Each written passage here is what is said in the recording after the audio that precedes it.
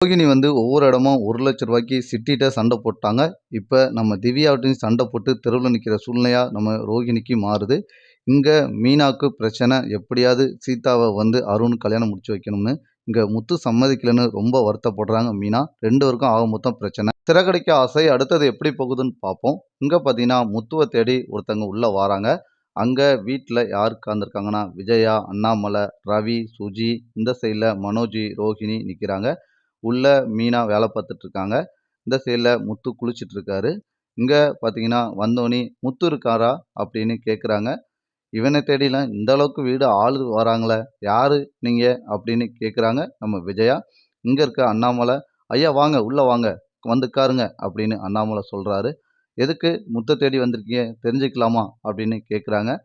உடனே விஜயா பார்த்து முறைச்சே பார்த்துட்டு இருக்காரு. இல்ல, அவங்களுடைய கொழுந்தியாக்கு எங்கேயோ ஜாதகம் பார்த்துருந்தாங்க. என் பையன்ட்ட இப்படி ஒரு ஜாதகம் அவர்ட்ட குடுத்துருந்தேன். லாஸ்ட்ல இப்போ ஒரு ஜாதகத்த போய் அவரு பேசம்போது, அது அவருக்கு பிடிக்கல, இங்க வரமாட்டாரு அப்படின்னு அந்த ஜாதகக்காரர் சொல்லிட்டாரு.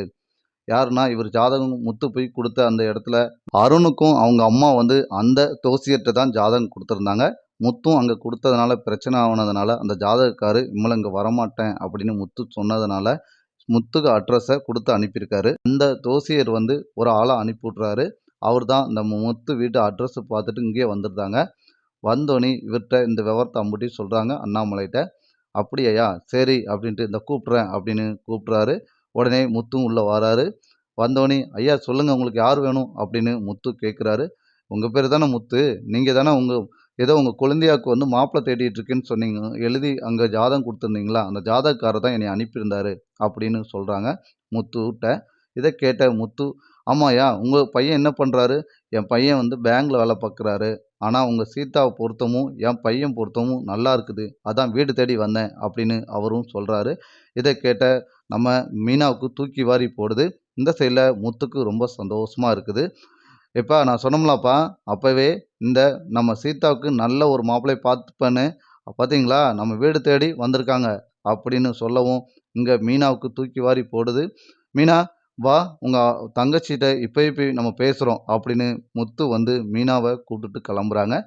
உடனே இந்த சைடுல இருக்கக்கூடிய விஜயா, "ஆமா, ஆமா, அவள தேடி தேடி போய் மாப்பிள்ளை பார்க்க வேண்டியது தான். அவளுக்கு எங்கேயோ வத்தலோ, தொத்தலோ எங்கேயோ ஒரு மாப்பிள்ளைய பார்த்து கல்யாணம் முடிச்சு வைக்க மாட்டான் அந்த பையன்" அப்படின்னு திட்டுறாங்க. யாருன்னா விஜயா.